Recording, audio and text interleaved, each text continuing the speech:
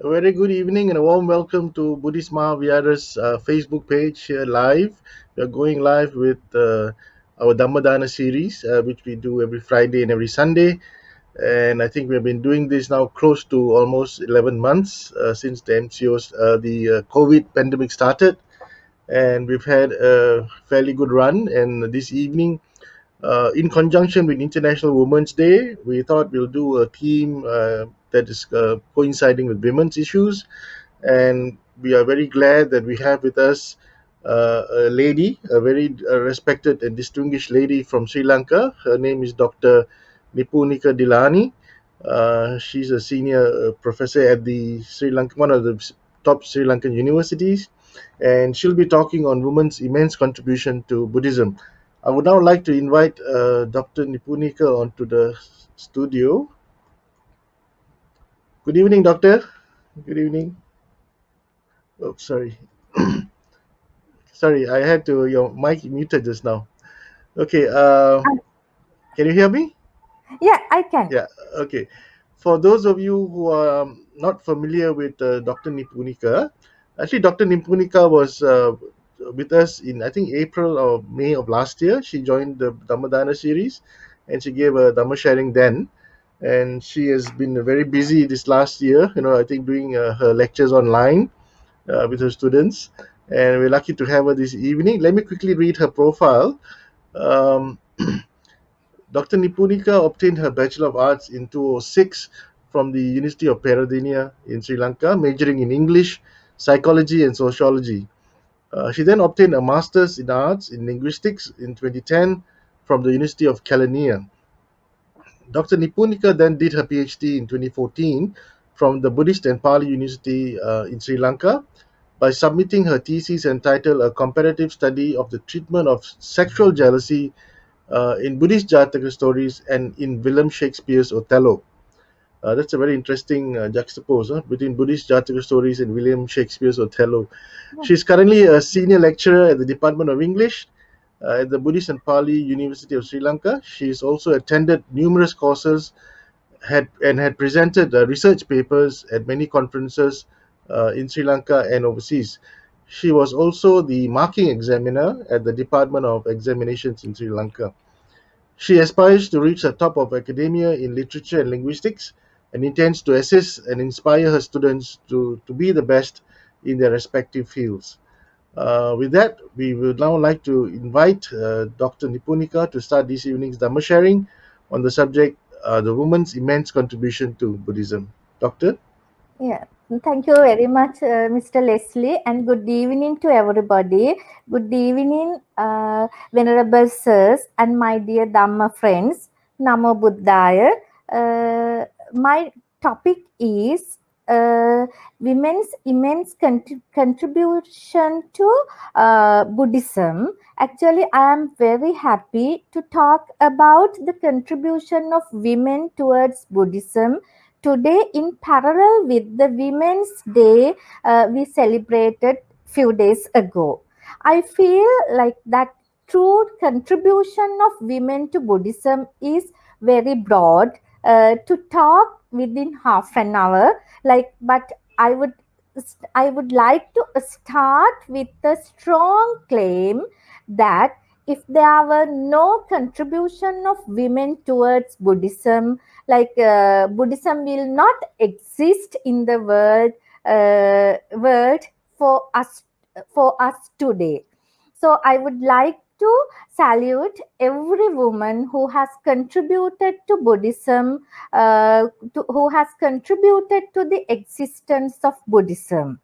Here I am going to discuss how various female characters have contributed various ways throughout the history for the prevalence of Buddhism for more than 2500 years now. Uh, Throughout the history, women have been great pillars behind men and have contributed Buddhism in parallel with men in the Buddhist world. The best two examples are like Queen Mahaprajapati, who fostered the Prince Siddhartha Gautama to be the Buddha, and the Queen Yasodhara, who helped to the maximum to set Bodhisattva free from worldly bonds. Like, it's better to start having a look at the pre-Buddhist society, because like it helps us to understand what a difference the Buddha has made towards women. So in the pre-Buddha period, women were regarded as slaves. Actually, they were like commodities that a man could use in different ways according to his whims and fancies. Women were expected only to satisfy men, bear children for them, and to do all the domestic work for men. Further, men always expected women to respect, honor, and worship their decisions, but in return, what women received are only insults and misery. So, in other religions, in pre-Buddha period, women were not allowed to enjoy even their basic needs. Actually, like when we take a woman's lifespan before the Buddha's period, the like in her childhood, she lived under the control of father. Then, after the marriage, she had to live under the husband. Like in her old age, she had to live under the control of her sons. In that manner, the women didn't have their own life. They didn't have any freedom to enjoy their life. But the Buddha not only relieved women from their sufferings, but showed them the way of the worldly and spiritual development for them. He opened the avenues of enlightenment for women who were caged in by the contemporary religious teachings. Emancipation of women from the prevalent restrictions in the society can be taken as a radical step taken by the Buddha at that time. Because, like that, actually, as I explained earlier, women had no freedom for their to lead their life freely before the Buddha. The Buddha elevated the status of women by pointing out that the woman is the mother of man, and no man is worthy of the respect and reverence than a mother. He did not stop by elevating the status of women in the society, but also ventured to establish Bhikshuni Sasana, Bhikshuni order, on the request of Mahaprajapati Gautami, the Buddha's foster mother. After the establishment of Bhikshuni order, women were made totally free for religious activities, regardless of class, caste, and creed. Like, they all took the refuge of the Buddhist order. Actually, after the establishment, or the after the emancipation given by the Buddha, women had freedom to lead their life uh, freely. So that women, their contribution to Buddhism was accelerated after gaining the power for ordain. Before that, women could only contribute to Buddhism in limited ways, as giving birth to sons, raising them according to Buddhist values, and letting them join the Buddhist order and taking part in rituals and attending to the Buddha and the disciples. Like that, their contribution to Buddhism was limited in certain ways. But later, like, female disciples showed that women also could attain dignified positions like monks, and they were quite eligible for spiritual emancipation and cultural development, which was essential for the establishment of Buddhism in the world. Like after establishing Buddhist thought, they were quite parallel with men, so they had like full freedom, full emancipation to do their activities, like to lead their worldly life and spiritual life in the according to the Buddhist way. So when we talk about the contribution of women towards Buddhism, the Buddhist theories take the first place. We can't talk about contribution of women towards Buddhism without talking about the theories. Actually, like theories also attained the bliss of nirvana through their exertions. They seem to be glad to have escaped from the tremendous hardships and suffering of the family life. Their contribution to Buddhism has no limit actually, and their life, when we talk about, when we think about the life stories of the theories, they are really exemplary for any woman to follow. I will take one or two examples from theories that are really inspiring and that are really motivating for women to follow. One good example, such interesting example is the story of Bhikkhuni Subha. Once she was meditating in a forest, one man who was attracted to her beauty tried to get her attention, and he admired her beauty, especially the beauty of her eyes. So she was not flattered by the cheating words and by the flattery of this man, and she pulled out her eyes that he admired, and gave them to this man who was fascinated to the beauty of her eyes. So like that, so women, like the theories were such brave, such great personalities, because they were modeled by Buddhism. This story and other highly motivational life stories of other theories, they are evidence that they were ready to sacrifice even their lives on behalf of Buddhism. They considered Buddhism as the most foremost aspect in their lives. Uh, Female disciples led the society to relieve other women and men from their suffering. The Buddha showed that even women could bear any social position, and women could lead the society, and women could relieve people from their suffering. So Buddha showed their capabilities, their potentials, by giving them different leadership positions in the order.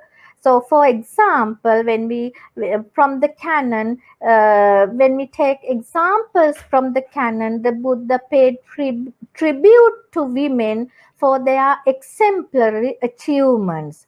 So, some examples are like Teri Patachara was praised for her commendable monastic discipline. So, like Teri Patachara was the best discipline theory. So then Theri Kema was endowed with remarkable insight. So they were great personalities. So another example is Teri Dhammadinna was the foremost for her supremacy in teaching the Dhamma, teaching the Buddha's Dhamma. Then Sundari Nanda Thera was praised for her excellence in meditation. Another example is Bhadda Kapilani Theri was admired for her ability to recall past lives. Then not only that, Bhadda Kundalikesa theory for her intuition. They are like theory Sakura for had supreme heavenly visions. So another example is Uppalavanna theory was the Uppalavanna theory had her supernormal powers. Likewise, Buddhism has introduced radical changes in the doctrine as well as in the practical side of the religious life. So these women were restricted to households before the Buddha, but the Buddha took them to the social world, and Buddha gave them chances to serve the society, serve the Buddha Sasana in different ways. All these female disciples completed their duties to the full. They thought about, they completed their duties for the Buddha Sasana and their personal enrichment, right? So like the male disciples, all these theories also fulfilled their responsibilities without any delay. Their contribution to Buddhism is immeasurable. So not only the nuns, like the female lay disciples also have contributed to Buddhism immensely in various ways. Like lay disciples, upasika, like those they looked after the theories, they looked after the Buddha, they look after the disciples with utmost reverence, completing all their needs. So Queen Vishaka was the chief among the female led followers and the followers of the Buddha, uh, like Queen Vishaka was the chief among the female lay followers of the Buddha, and she contributed all her wealth for the benefit of Buddha Sasana. So the other female lay disciples like Sumana Devi, the daughter of Anathapindika, Queen Mallika, the chief wife of Kin Pasenadi, then Samavati, Uttara, Suppi, and many more lay disciples immensely contributed in different ways. All of them possessed high knowledge of the doctrine and observed Uposatha Sila. So we cannot restrict their contribution just naming, like just introducing one or two, because like most admirable is that these lay disciples fulfilled their duty to Buddha Sasana while completing their duties to the family and the society according to the Buddhist norms and values. So as pointed down, as pointed out in Singalovada Sutra, they lived in accordance with the Buddhist doctrine and the completing and fulfilling the responsibilities and duties introduced in the Singalovada Sutra. They showed their obedience to Buddhism through practice. Like every single word they uttered and every type of behavior showed their knowledge and acceptance of Buddhism, and they are the acceptance of Buddhism and Buddhist values and norms. All these female characters are the, I would like to introduce them as all rounders because they fulfilled all their duties to their husbands, children, family, society, and most of all, they are due to the duty to the Buddha Sasana or Buddhist order. So that is, then I would like to move or take some examples from Sri Lanka also. Like in Sri Lanka, like there is headed by Theri Sangamitha, arrived in Sri Lanka during the reign of King Devanampiyathissa, and recited the 5 Vinaya books and 7 Abhidhamma treatises at Anuradhapura. She initiated Queen Anula and 500 other women into order. With the ordination of Queen Anula and her followers, the order of female disciples was founded in Sri Lanka. Actually, like King Devanampiyathissa supported Buddhism a lot. That stately support was given to Buddhist establishment of Buddhism in Sri Lanka by King Devanampiyathissa, and he erected a nunnery for Theri Sangamitha. There she remained till her death, working for the progress of Buddha Sasana and the doctrine and the nuns. So the Sri Maha Bodhisattva brought by her is highly venerated in Sri Lanka to the present. Even though the Bhikkhuni order has formally disappeared from Sri Lanka, still Sri Lankan women follow Theri Sangamitha and her followers as exemplary characters. Like as a result of this solid Buddhist foundation on women, later many Buddhist heroines, Buddhist great personalities, have appeared in the world. One such example, another example from Sri Lanka is Vihara Mahadevi in Sri Lanka, who sacrificed her life for the safety of the country, safety of the country, because she presenting herself to go to the sea at the time of peril of tsunami as a vow to save Sri Lankans and Sri Lankan people and the country. Actually, she was kind of a hero, a brave woman who was able to sacrifice her life on behalf of the Buddhism, on behalf of her mother country. So I am sure that there are such brave women who have been modeled by Buddhism throughout the world. In the recent past, we admire the contribution of Mrs. Caroline Rhys Davids, who has helped in dissemination of Buddhism in the West by translating Pali text into English. In the modern society, we can see there are many such women who contribute in propagation of Buddhism throughout the world through their scholarly work. That is also another way of contribution to Buddhism. So that Buddhism,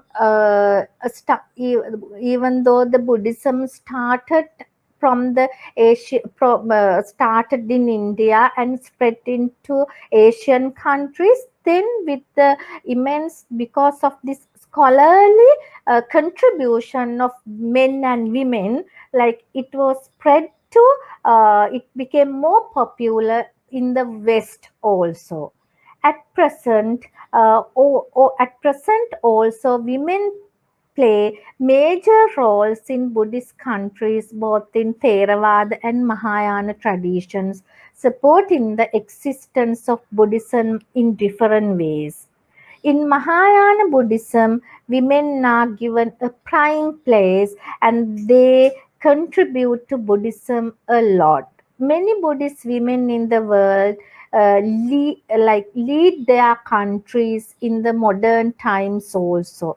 One such good example is Aung San Suu Kyi from Myanmar. She is a Buddhist woman who has dedicated her life on behalf of Buddhism in her country.